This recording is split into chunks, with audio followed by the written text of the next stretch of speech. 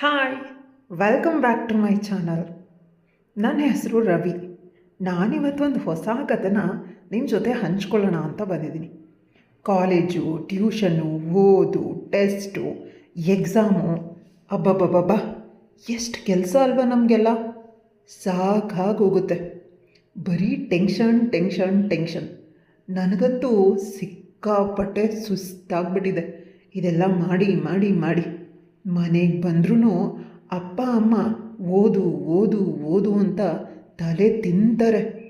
College ಟೆನ್ಷನ್ನಲ್ಲಿ ಟೀಚರ್ಗಳ torture ಬೇರೆ ಅದರಲ್ಲಿ. ಸ್ವಲ್ಪ ಸಮಯ ಫ್ರೆಂಡ್ಸ್ ಜೊತೆ ಇರೋಣ ಅಂತ ಅಂದರೆ ಮಾತಿನ ಮಧ್ಯೆ ಅಲ್ಲೂ ಕೂಡ ಅದೇ ಮಾತು. ನನಗಂತೂ ಯಾವಾಗ ಈ ಓದು ಅನ್ನೋದ್ರಿಂದ ತಪ್ಪಿಸ್ಕೊಂಡು ಬಿಡ್ತೀನೋ ಅಂತ ಅನ್ನಿಸ್ಬಿಟ್ಟಿತ್ತು. ಆದರೆ ತಪ್ಪಿಸ್ಕೊಂಡು ಹೋಗೋದಕ್ಕೆ ಸಾಧ್ಯನೇ ಇರಲಿಲ್ವಲ್ಲ. ಹಾಗೋ ಹೀಗೋ ಮಾಡಿ PUC ಎಕ್ಸಾಮ್ನ ಬರೆದ್ಬಿಟ್ಟು ಬಂದೆ. ಈಗಲಾದರೂ ನೆಮ್ಮದಿಯಿಂದ ಇರ್ಬೋದು ಅಂತ ನಿಟ್ಟಿಸಿರು ಬಿಟ್ಟೆ. ಅದೇ ಖುಷಿನಲ್ಲಿ ಮನೆಗೂ ಬಂದೆ. ಆದರೆ ನನ್ನ ಖುಷಿ ತುಂಬ ಹೊತ್ತು ಇರಲಿಲ್ಲ. ಸಂಜೆ ಅಪ್ಪ ಬಂದವರೇ, ಮುಂದೆ ಏನು ಪ್ಲಾನ್ ನಿಂದು? ಏನು ಮಾಡಬೇಕು ಅಂತ ಅಂದ್ಕೊಂಡಿದ್ಯಾ? ಅದಕ್ಕೇನಾದರೂ ಪ್ರಿಪ್ರೇಷನ್ ಮಾಡಿದೆಯೋ ಇಲ್ವೋ? ಹೀಗೆ ಪ್ರಶ್ನೆ ಮೇಲೆ ಪ್ರಶ್ನೆ, ಪ್ರಶ್ನೆ ಮೇಲೆ ಪ್ರಶ್ನೆ ಕೇಳೋದಕ್ಕೆ ಶುರು ಮಾಡಿಬಿಟ್ರು. ಅಪ್ಪನ ಜೊತೆಗೆ ಅಮ್ಮನೂ ಸೇರ್ಕೊಂಡ್ಬಿಟ್ರು. ಒಂದು ಉತ್ತರ ಕೊಟ್ಟರೆ ಅದು ಸರಿಯಿಲ್ಲ, ಇದು ಸರಿಯಲ್ಲ ಅಂತ ಇಷ್ಟಿಷ್ಟುದ್ದ ಬೋಧನೆ ಮಾಡ್ತಿದ್ರು. ಇವರು ಹತ್ರ ನನ್ನ ಕೈಲಿ ಮಾತಾಡೋಕ್ಕಾಗುತ್ತಾ? ಮಾತಾಡಿ ಗೆಲ್ಲೋಕ್ಕಾದರೂ ಆಗತ್ತಾ? ನನ್ನ ಪರಿಸ್ಥಿತಿ ಯಾರಿಗೆ ಹೇಳೋಣ ಹೇಳಿ ನೀವೇನೆ? ಅದರಿಂದ ತಪ್ಪಿಸ್ಕೊಂಡು ನಾನು ರೂಮ್ಗೆ ಹೋಗಿ ಕಂಪ್ಯೂಟರಲ್ಲಿ ಗೇಮ್ ಆಡ್ತಾ ಕೂತ್ಕೊಂಡೆ. ಅಬ್ಬ, ಇದರಲ್ಲಿರೋ ಸುಖ ಬೇರೆ ಯಾವುದ್ರಲ್ಲೂ ಇಲ್ಲ ಬಿಡಿ. ಅಷ್ಟರಲ್ಲಿ ಮತ್ತೆ ಅಮ್ಮ ನನ್ನನ್ನು ಕೂಗಿದ್ರು. ಮನಸ್ಸಲ್ಲೇ ಬೈಕೊಳ್ತಾ ಹೋದೆ. ಅಮ್ಮ ಫೋನ್ನಲ್ಲಿ ಮಾತಾಡ್ತಾ ಇದ್ರು. ನನ್ನನ್ನು ನೋಡಿ ಮೊಬೈಲ್ನ ನನ್ನ ಕೈ ಕೊಟ್ಟರು. ಯಾರಿರ್ಬೋದು ಅಂತ ಮೊಬೈಲ್ ನೋಡಿದೆ. ರಾಧಿಕಾ ಚಿಕ್ಕಮ್ಮ. ಒಂದು ಕಡೆ ಖುಷಿಯೋ ಖುಷಿ, ಒಂದು ಕಡೆ ಇವರು ಕೂಡ ಅದೇ ಪ್ರಶ್ನೆ ಕೇಳ್ತಾರೇನೋ ಅಂತ ಬೇಜಾರು ಆಯಿತು. ಆದರೂ ಕೂಡ ಮಾತಾಡೋಕ್ಕೆ ಶುರು ಮಾಡಿದೆ. ಹಲೋ ಚಿಕ್ಕಮ್ಮ, ಹೇಗಿದ್ದೀರಾ ಅಂತ ಕೇಳಿದೆ. ನಾನು ಚೆನ್ನಾಗಿದ್ದೀನಿ ಕಣೋ ರವಿ, ನೀನು ಹೇಗಿದೆಯಾ ಅಂತ ಚಿಕ್ಕಮ್ಮನೂ ಕೇಳಿದ್ಲು. ಸೂಪರಾಗಿದ್ದೀನಿ ಚಿಕ್ಕಮ್ಮ ಅಂದೆ. ಎಕ್ಸಾಮ್ ಹೇಗೆ ಬರೆದಿದೀಯಾ ಅಂತ ಕೇಳಿಬಿಟ್ಲು. ಚೆನ್ನಾಗೇ ಬರೆದಿದ್ದೀನಿ ಚಿಕ್ಕಮ್ಮ ಅಂತಂತ ಹಾಗೇ ಮಾತಾಡ್ತಾ ಮಾತಾಡ್ತಾ ನಾನು ರೂಮ್ ಕಡೆ ಹೊರಟೆ. ಆಗ ಚಿಕ್ಕಮ್ಮ ಮತ್ತೆ ಮುಂದೆ ಏನು ಮಾಡಬೇಕು ಅಂತ ಇದೆಯಾ ಅಂತ ಕೇಳಿದ್ಲು. ಆಗ ನಾನು ಬೇಜಾರಿಂದ, ಅಯ್ಯೋ ಚಿಕ್ಕಮ್ಮ ಪ್ಲೀಸ್ ನನ್ನ ಬಿಟ್ಬಿಡಿ ಅಂತಂದೆ. ಯಾಕೋ ರವಿ, ಏನಾಯಿತು?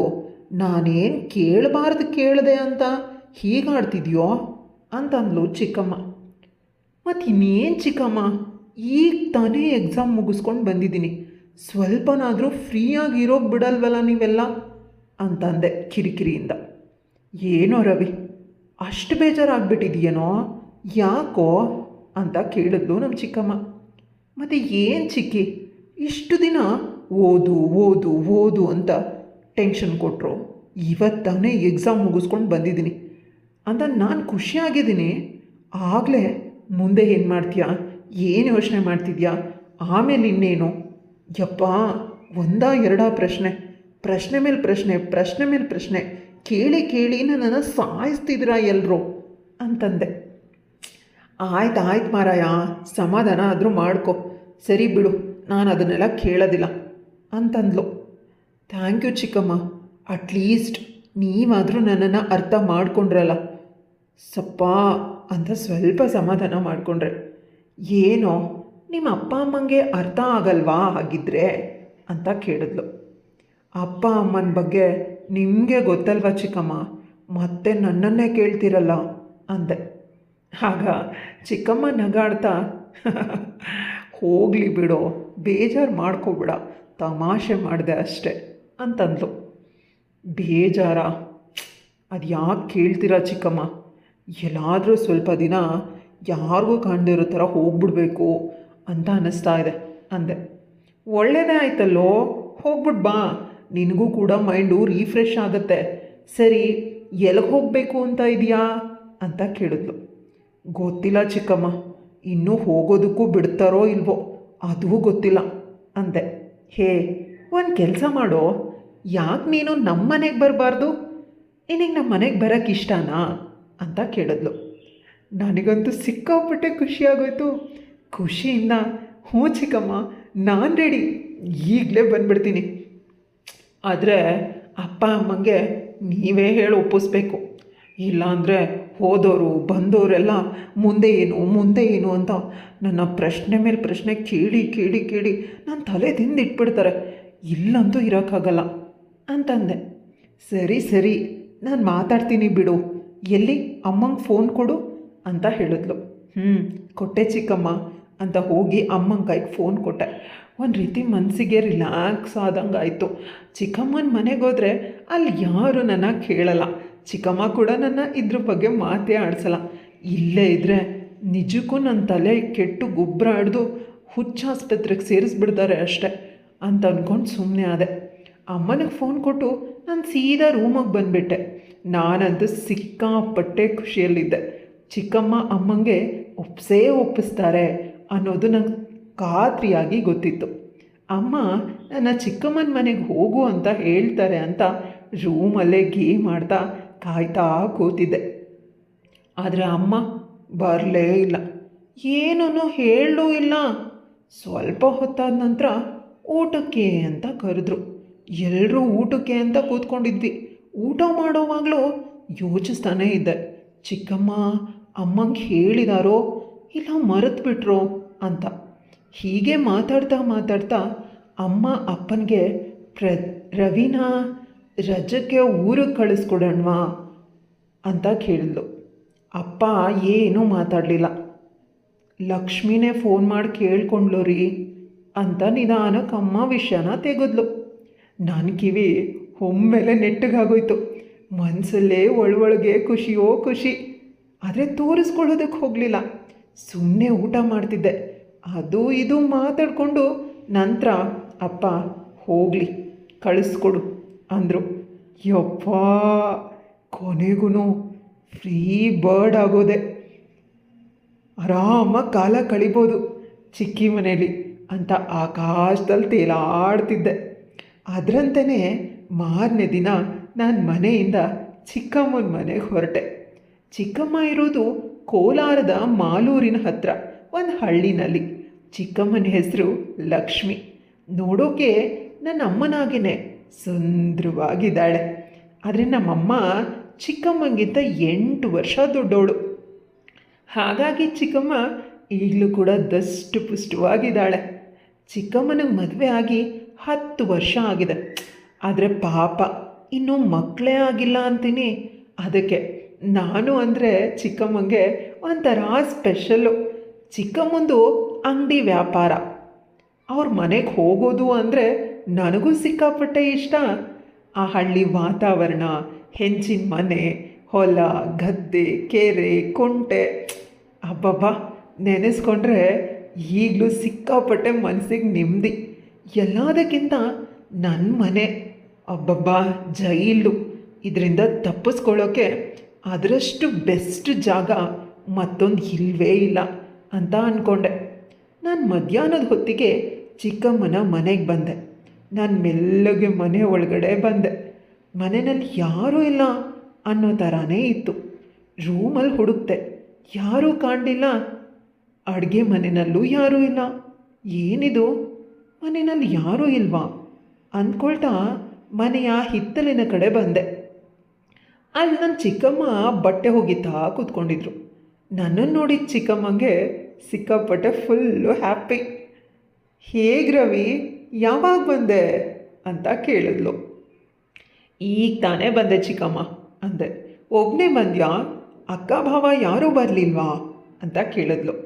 ಇಲ್ಲ ಚಿಕ್ಕಮ್ಮ, ನಾನು ಒಬ್ಬನೇ ಬಂದೆ ಅಂತಂದೆ. ಹೋಗಲಿ ಬಿಡು, ಬಾ ಒಳಗೆ, ಊಟ ಮಾಡಿದ್ವಿ ಅಂತೆ ಅಂತ ಎದ್ದು ನಾನು ಭುಜದ ಮೇಲೆ ಕೈ ಹಾಕ್ಕೊಂಡು ಒಳಗಡೆ ಕರ್ಕೊಂಡು ಹೋದ್ಲು. ಊಟ ಬಡಿಸಿ ಕೊಟ್ಲು. ನಾನು ಊಟ ಮಾಡ್ತಾ ಇದ್ದೆ. ಪಕ್ಕದಲ್ಲೇ ಚಿಕ್ಕಮ್ಮ ಕೂತ್ಕೊಂಡ್ಳು. ನನ್ನನ್ನೇ ನೋಡ್ತಾ, ಏನು ರವಿ, ಈಗ ನಿನಗೆ ಖುಷಿ ಆಯಿತಾ ಅಂತ ಕೇಳಿದ್ಲು. ಊಟ ಮಾಡ್ತಾ ಮಾಡ್ತಾ ಯಾವುದಕ್ಕೆ ಚಿಕ್ಕಮ್ಮ ಅಂದೆ. ಮೊನ್ನೆ ಫೋನ್ನಲ್ಲಿ ಏನೋ ಅಳ್ತಾ ಇದೆಯಲ್ಲೋ, ಈಗ ಇಲ್ಲಿಗೆ ಬಂದಿದ್ದು ನಿನಗೆ ಖುಷಿ ಆಗಿಲ್ವಾ ಅಂತ ಕೇಳಿದ್ಲು. ಓ, ಆ ವಿಷಯನಾ ಚಿಕ್ಕಮ್ಮ? ಹೌದು, ಸಿಕ್ಕಾಪಟ್ಟೆ ಖುಷಿಯಾಗಿದ್ದೀನಿ. ನಿಮಗೆ ಎಷ್ಟು ಥ್ಯಾಂಕ್ಸ್ ಹೇಳಿದ್ರು ಸಾಲದು ಅಂದೆ. ಚಿಕ್ಕಮ್ಮ ನಗಾಡ್ತಾ, ಒಳ್ಳೆ ಹುಡುಗ ನೀನು, ನಿನಗಿಷ್ಟ ಬಂದಷ್ಟು ದಿನ ಇಲ್ಲಿರಪ್ಪ, ನಿನಗೆ ನಾನು ಏನು ತೊಂದರೆನೂ ಕೊಡಲ್ಲ, ಯಾವ ಪ್ರಶ್ನೆನೂ ಕೇಳಲ್ಲ ಅಂತಂದ್ಲು. ಚಿಕ್ಕಮ್ಮ ನಾನು ಊಟ ಮುಗಿಯೋವರೆಗೂ ನನ್ನ ಪಕ್ಕದಲ್ಲೇ ಕೂತಿದ್ಲು. ನಾನು ಊಟ ಮಾಡಿದ ಮೇಲೆ ನನ್ನನ್ನು ರೆಸ್ಟ್ ತಗೋ ಅಂತ ಹೇಳಿ ಮತ್ತೆ ಬಟ್ಟೆ ಒಗೆಯೋದಕ್ಕೆ ಹೋದರು. ನಾನು ಸ್ವಲ್ಪ ಹೊತ್ತು ಸೋಫಾದಲ್ಲಿ ಕೂತು ಸುಧಾರಿಸ್ಕೊಂಡೆ. ಮತ್ತೆ ಕೂರೋಕೆ ಮನಸ್ಸಾಗಿಲ್ಲ. ಎದ್ದು ಚಿಕ್ಕಮ್ಮನ ಹತ್ರಕ್ಕೆ ಹೋದೆ. ಚಿಕ್ಕಮ್ಮ ಕೂತ್ಕೊಂಡು ಬಟ್ಟೆ ಒಗಿತಾ ಇದ್ರು. ಅವ್ರ ಸೀರೆ ಮೊಣಕಾಲುಗಳವರೆಗೆ ಎತ್ತಿದ್ರು. ಮೊದಲನೇ ಸಲ ಅವರನ್ನು ಹಾಗೆ ನೋಡಿ ನನ್ನಲ್ಲಿ ಏನೋ ಆದಂತೆ ಅನ್ನಿಸ್ತು. ಯಾಕೋ ರವಿ, ಯಾಕೆ ಬಂದೆ, ಏನಾದರೂ ಬೇಕಾಗಿತ್ತಾ ಅಂತ ಕೇಳಿದ್ಲು. ಏನಿಲ್ಲ ಚಕ್ಕಮ್ಮ, ಸುಮ್ಮನೆ ಬಂದೆ ಅಂತ ಹೇಳಿದೆ. ನಾನು ಅಲ್ಲೇ ಪಕ್ಕದಲ್ಲಿದ್ದ ಕಲ್ಲಿನ ಮೇಲೆ ಕೂತು ಬಟ್ಟೆ ಒಗೆಯೋದನ್ನು ನೋಡ್ತಾ ಇದ್ದೆ. ಚಿಕ್ಕಮ್ಮನ ಜೊತೆ ಮಾತಿಗಿಳ್ದೆ. ಮನೆ ವಿಚಾರಗಳು ಮಾತಾಡ್ತಾ ಇದ್ವಿ. ಮಾತಾಡ್ತಾನೆ ನನ್ನ ಕಣ್ಣು ಹಾಗೆ ಚಿಕ್ಕಮ್ಮನ ಮುಖದ ಕೆಳಗಡೆ, ಕತ್ತಿನ ಕೆಳಗಡೆ ಹರಿತು. ನನ್ನ ಎದೆ ಒಂದು ಕ್ಷಣ ಜಲ್ಲಂತು. ಚಿಕ್ಕಮ್ಮನ ಬ್ಲೌಸ್ ಮಧ್ಯೆ ಎಲ್ಲನೂ ಕಾಣಿಸ್ತಾ ಇದೆ. ಆದರೆ ಚಿಕ್ಕಮ್ಮಂಗೆ ಅದ್ರ ಬಗ್ಗೆ ಜ್ಞಾನನೇ ಇಲ್ಲ. ಅವಳು ಬಟ್ಟೆ ಒಗೆಯೋದ್ರಲ್ಲಿ ಮುಳುಗೋಗಿದ್ದಾಳೆ. ಮಾತುಗಳ ಮಧ್ಯೆ ಪದೇ ಪದೇ ನನ್ನ ಕಣ್ಣು ಅಲ್ಲೇ ಹೋಗ್ತಾ ಇದೆ. ಇನ್ನು ಸೀರೆನ ಮೇಲಕ್ಕೆತ್ತಿ ಕಟ್ಟಿರೋದ್ರಿಂದ ಕೆಳಗಡೆ ಕೂಡ ಎಲ್ಲನೂ ಕಾಣಿಸ್ತಾ ಇದೆ. ನಾನಂತೂ ಅಲ್ಲೇ ಕಣ್ಣು ಬಾಯಿ ಬಿಟ್ಕೊಂಡು ಜೊಲ್ ಸುರಿಸ್ಕೊಂಡು ನೋಡ್ತಾ ಇದ್ದೀನಿ. ಪ್ರದಿ, ಸ್ವಲ್ಪ ಹೆಲ್ಪ್ ಆದರೂ ಮಾಡು ಬಾರೋ ಅಂತ ಕರೆದ್ಲು. ಅಯ್ಯೋ ಚಿಕ್ಕಮ್ಮ, ನೀನು ಕರೆಯೋದು ಹೆಚ್ಚ, ನಾನು ಮಾಡೋದು ಹೆಚ್ಚ? ಹೇಳಿ ಚಿಕ್ಕಮ್ಮ, ಏನು ಮಾಡಬೇಕು ಅಂತ ಹೋದೆ. ನಾನು ಬಟ್ಟೆ ಜಾಲಿಸಿ ಕೊಡ್ತೀನಿ, ಸ್ವಲ್ಪ ಹಗ್ಗದ ಮೇಲೆ ಹಾಕ್ಬಿಡೋ ಅಂತಂದ್ಲು. ಅಷ್ಟೇನಾ ಚಿಕ್ಕಮ್ಮ, ಕೊಡಿ ಇಲ್ಲಿ ಹಾಕ್ಕೊಡ್ತೀನಿ ಅಂತ ಚಿಕ್ಕಮ್ಮನ ಹತ್ರಕ್ಕೆ ಹೋದೆ. ಚಿಕ್ಕಮ್ಮ ಬಟ್ಟೆನ ನನಗೆ ಜಾಲಿಸಿ ಬಗ್ಗದಾಗ ಅಪ್ಪ, ನಂಗೆ ನಾಚಿಕೆ ಆಗುತ್ತೆ ಹೇಳೋದಕ್ಕೆ, ಎಲ್ಲನೂ ಕಾಣಿಸ್ತಾ ಇತ್ತು. ನಾನು ಅಷ್ಟತ್ರದಿಂದ ಅಬ್ಬಾ, ಆ ದರ್ಶನ ನೋಡೋದಕ್ಕೆ ಎರಡು ಕಣ್ಣು ಸಾಲಲ್ಲ ಗಾಯ್ಸ್, ಅಷ್ಟು ಚೆನ್ನಾಗಿದ್ದಾಳೆ ನನ್ನ ಚಿಕ್ಕಮ್ಮ. ನಾನು ಒಮ್ಮೊಮ್ಮೆ ಎಂಜಲನ್ನ ನುಂಗ್ತಾ ಇದ್ದೀನಿ. ಚಿಕ್ಕಮ್ಮ ಬಟ್ಟೆ ಜಾಲಿಸಿ ಕೊಡ್ತಾನೇ ಇದ್ದಾಳೆ. ನಾನು ಹೊಣಗಾಗ್ತಾ ಇದ್ದೀನಿ. ಒಂದೊಂದು ಸಲ ಬಗ್ದಾಗೂ ಅಬ್ಬಬ್ಬಾ, ಸ್ವರ್ಗನೇ ಕಾಣಿಸ್ತಾ ಇದೆ ನನಗೆ. ನಾನು ಹೆಂಗೆ ಕಂಟ್ರೋಲ್ ಮಾಡ್ಕೊಂಡಿರಬೇಕು, ನೀವೇ ಹೇಳಿ. ಎಲ್ಲ ಕೆಲಸ ಮುಗಿಸ್ಕೊಂಡು ನಾನು ಚಿಕ್ಕಮ್ಮ ಸ್ನಾನ ಮಾಡೋದಕ್ಕೆ ಹೋದ್ಲು. ರವಿ, ಸ್ನಾನ ಮಾಡ್ತೀಯೇನೋ, ನೀರು ಬಿಸಿ ಇದೆ ಅಂತ ಕೇಳಿದ್ಲು. ಆಗ ನೀವು ಮಾಡಿ ಚಿಕ್ಕಮ್ಮ, ನಾನು ಆಮೇಲೆ ಮಾಡ್ತೀನಿ ಅಂತ ಹೇಳಿದೆ. ರವಿ, ನೀನು ಮೊದಲು ಮಾಡ್ಕೊಬಾ, ನೀರು ಬಿಸಿ ಇದೆ, ಆಮೇಲೆ ತಣ್ಣಗಾಗೋಗ್ಬಿಡತ್ತೆ ಅಂತ ನನ್ನನ್ನು ಫೋರ್ಸ್ ಮಾಡಿದ್ಲು. ಸರಿ ಅಂತ ನಾನು ಸ್ನಾನಕ್ಕೆ ರೆಡಿ ಆದೆ. ಚಿಕ್ಕಮ್ಮ ವಾಶ್ರೂಮಲ್ಲಿ ನೀರು ತಂದು ಕೊಟ್ಟರು. ನಾನು ಸ್ನಾನನ ಶುರು ಮಾಡಿದೆ. ಸ್ವಲ್ಪ ಹೊತ್ತಲ್ಲೇ ಮತ್ತೆ ಚಿಕ್ಕಮ್ಮ ಬಂದುಬಿಟ್ಲು. ನಾನು ಬಾಗಿಲು ತೆಗೆದೆ. ಒಳಗೆ ಬರ್ತಾ, ಬಾರೋ ರವಿ, ಮೈ ಉಜ್ಕೊಡ್ತೀನಿ ಅಂತಂದ್ಲು. ಸರಿ ಅಂತ ಅವ್ರ ಕಡೆ ಬೆನ್ನು ಮಾಡಿ ನಿಂತ್ಕೊಂಡೆ. ಚಿಕ್ಕಮ್ಮ ನನ್ನ ಬೆನ್ನ ಉಜ್ತಾ ಇದ್ರು. ಸ್ವಲ್ಪ ಮೃದುವಾಗೇ ಉಜ್ತಾ ಇದ್ರು. ನಾನು ಸುಮ್ಮನೆ ನಿಂತಿದ್ದೆ. ಬೆನ್ನು ಉಜ್ಜಿ ನನ್ನ ಭುಜ, ತೋಳು ಎಲ್ಲ ಕಡೆ ಉಜ್ತಿದ್ರು. ನಂತರ ನನ್ನನ್ನು ಅವ್ರ ಕಡೆ ತಿರುಗಿಸ್ಕೊಂಡು ನನ್ನ ಮತ್ತೆ ಉಜ್ಜೋದಕ್ಕೆ ಶುರು ಮಾಡಿದ್ರು. ನಾನು ಆಗಲೂ ಏನೂ ಮಾತಾಡಲಿಲ್ಲ. ಹಾಗೆ ಉಜ್ಜುತ್ತಾ ಕೆಳಗೆ ಬಂದು ಕೆಳಗಡೆನೂ ಉಜ್ಜಿದ್ರು, ಪಾದದವರೆಗೂ. ಅವ್ರು ಆ ಥರ ಎಲ್ಲ ಕೈ ಆಡಿಸ್ತಾ ಇದ್ರೆ ನನ್ನ ತಮ್ಮ ಸುಮ್ಮನೆ ಇರ್ತಾನ? ಎದ್ದೆದ್ದು ನಾಗರಾವ್ ಥರ ಬುಸ್ ಕುಟ್ಕೊಂಡು ಎಡೆ ಎತ್ತುತ್ತಾ ಇದ್ದ.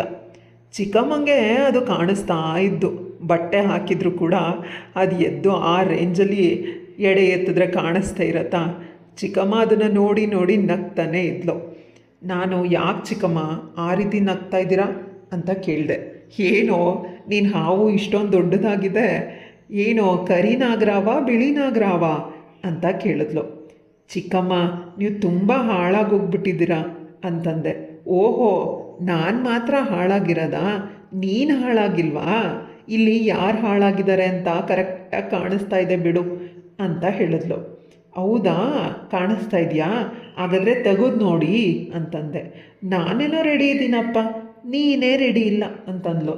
ಚಿಕ್ಕಮ್ಮ ನಾನು ರೆಡಿನೇ ಇದ್ದೀನಿ, ಒಂದು ಸಲ ಟ್ರೈ ಮಾಡಿ ನೋಡಿ ಅಂತ ಹೇಳಿ ಚಿಕ್ಕಮ್ಮನ್ನ ಗಟ್ಟಿಯಾಗಿ ತಪ್ಕೊಂಡು ಅಲ್ಲೇ ವಾಶ್ರೂಮಲ್ಲೇ ಇಬ್ಬರು ಮಾಡೋದಕ್ಕೆ ಶುರು ಮಾಡ್ಕೊಂಡ್ವಿ.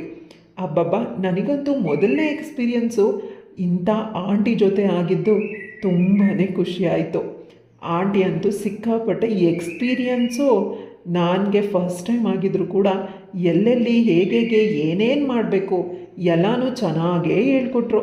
ಆಹಾ, ತುಂಬ ಟೀಚರ್ ಥರ ಎಲ್ಲನೂ ಮಾಡಿ ಮುಗಿಸಿದ್ಮೇಲೆ ನನಗಂತೂ ತೃಪ್ತಿ ಆಗೋಯ್ತು. ಇಬ್ಬರು ಒಟ್ಟಿಗೆ ಸ್ನಾನ ಮಾಡಿ ಮನೆ ಒಳಗಡೆ ಬಂದ್ವಿ. ಮನೆ ಒಳಗಡೆ ಬಂದು ಬಟ್ಟೆ ಹಾಕೊಳ್ಳೋದಕ್ಕಿಂತ ಮುಂಚೆ ಮತ್ತೆ ಇನ್ನೊಂದು ರೌಂಡ್ ಆಯಿತು. ಚಿಕ್ಕಮ್ಮ ಬಟ್ಟೆ ಎಲ್ಲ ಹಾಕ್ಕೊಂಡು ಅಡುಗೆ ಮನೆಗೆ ಅಡುಗೆ ಮಾಡೋದಕ್ಕೆ ಅಂತ ಹೋದ್ಲು. ನಾನು ಕೂಡ ಬಟ್ಟೆ ಹಾಕ್ಕೊಂಡು ಚಿಕ್ಕಮ್ಮನ ಜೊತೆನೇ ಬಂದು ಹಿಂದೆಯಿಂದ ಹಗ್ ಮಾಡಿ ಹಾಗೇ ನಿಂತ್ಕೊಂಡೆ. ಏನೋ ತುಂಬ ಮೂಡಲಿದ್ದೀರ ಸಾಹೇಬ್ರು ಅಂತ ಕೇಳಿದ್ರು. ನಾನು ಈಗ ಆಗೋಕ್ಕೆ ಯಾರು ಕಾರಣ ಅಂತ ಹೇಳಿದೆ. ಹೋಗಲಿ ಬಿಡೋ, ನಿಮ್ಮ ಚಿಕ್ಕಪ್ಪ ನನ್ನ ಕಡೆ ತಿರುಗೋ ನೋಡಲ್ಲ. ನಾನು ಇಷ್ಟು ದಿನದಿಂದ ಯಾರ ಹತ್ರ ಹೋಗಲಿ ಅಂತ ಕಾಯ್ತಿದ್ದೆ. ಹೊರಗಡೆ ಎಲ್ಲಾದರೂ ಹೋದರೆ ಮನೆ ಮಾರ ಮರ್ಯಾದೆ ಪ್ರಶ್ನೆ ಅಂದ್ಕೊಂಡು ಸುಮ್ಮನೆ ಇದ್ದೆ. ನೀನು ಇನ್ನು ಚಿಕ್ಕವನು ಅಂತ ಅಂದ್ಕೊಂಡಿದ್ದೆ. ಇವತ್ತೇ ಗೊತ್ತಾಗಿದ್ದು ನೋಡು, ನೀನು ತುಂಬ ಆಲ್ರೆಡಿ ದೊಡ್ಡವನಾಗ್ಬಿಟ್ಟಿದ್ಯಾ ಅಂತ ಹೇಳಿದ್ಲು. ಚಿಕ್ಕಮ್ಮ ದಿನ ಸಿಗುತ್ತಾ ಅಂತ ಕೇಳಿದೆ. ನೀನು ಹೋಗೋವರೆಗೂ ಚಿಕ್ಕಪ್ಪ ಇಲ್ಲದೇ ಇರೋ ಟೈಮಲ್ಲಿ ನಿನಗೆ ಯಾವಾಗ ಬೇಕಾದರೂ ಸಿಗುತ್ತೆ ಅಂತ ಹೇಳಿದ್ಲು. ಅವ್ರ ಮನೇಲಿದ್ದಿದ್ದು 2 ತಿಂಗಳು. ಅವ್ರ ಮನೆ ಮೂಲೆನಲ್ಲೂ ನಾನು ಮತ್ತು ಚಿಕ್ಕಮ್ಮ ಸ್ವರ್ಗ ನೋಡಿದ್ದೀವಿ. ನನಗಂತೂ ಸಿಕ್ಕಾಪಟ್ಟೆ ಖುಷಿಯಾಗಿದ್ದೆ. ಬರೀ PUC ಮುಗಿಸಿರೋ ಹುಡುಗ, ಇಂಥ ಜಾಕ್ಪಾಟ್ ಹೊಡೆದ್ರೆ ಬಿಡ್ತೀನಾ? ಚೆನ್ನಾಗಿ ಮಾಡಿದ್ದೀನಿ. ಚಿಕ್ಕಮ್ಮ ಇವಾಗ ಪ್ರೆಗ್ನೆಂಟು. ಚಿಕ್ಕಪ್ಪ ಅಂದ್ಕೊಂಡಿರೋದು ನನ್ನಿಂದನೇ ಆಗ್ತಿದೆ ಅಂತ. 10 ವರ್ಷದ ಮೇಲೆ ಪ್ರೆಗ್ನೆಂಟ್ ಆಗಿರೋದು. ಮನೆಯಲ್ಲಿ ಎಲ್ರಿಗೂ ಖುಷಿಯೋ ಖುಷಿ. ಚಿಕ್ಕಪ್ಪ ಅಂತೂ ನನ್ನನ್ನು ಹೊಗಳಿ ಹಟ್ಟಕ್ಕೆ ಏರಿಸ್ತಾರೆ. ನೀನು ನಮ್ಮನೆ ಕಾಲಿಟ್ಟ ಮೇಲೇ ಕಣೋ ನಮಗೆ ಒಳ್ಳೇದಾಗಿದ್ದು ಅಂತ. ನಾನು ಮನ್ಸಲ್ಲಿ ಹೌದು ಚಿಕ್ಕಪ್ಪ, ನಾನು ಬಂದಿದ್ದಕ್ಕೇ ಚಿಕ್ಕಮ್ಮ ಪ್ರೆಗ್ನೆಂಟ್ ಆಗಿದ್ದು ಅಂತ ಅಂದ್ಕೊಂಡು ನಗ್ತಾ ಸುಮ್ಮನೆ ಹಾಕ್ತೀನಿ. ಚಿಕ್ಕಮ್ಮ ಕೂಡ ನನ್ನನ್ನು ಆಗಾಗ ಓರೆ ನೋಟದಲ್ಲಿ ನೋಡಿ ನಗ್ತಾಳೆ. ಸೊ ಕತೆ ಎಲ್ಲಿಗೆ ಮುಗಿಯುತ್ತೆ? ಚಿಕ್ಕಮ್ಮನ ಮಗಳನ್ನ ತಂಗಿ ಅಂತ ಅಂದ್ಕೊಳ್ಳೋ ಅಥವಾ ಮಗಳು ಅಂತ ಅಂದ್ಕೊಳ್ಳೋ, ನೀವೇ ಕಮೆಂಟ್ ಮಾಡಿ ಅಲ್ಲ. ನನಗಂತೂ ಕನ್ಫ್ಯೂಸ್ ಆಗಿಬಿಟ್ಟಿದ್ದೀನಿ.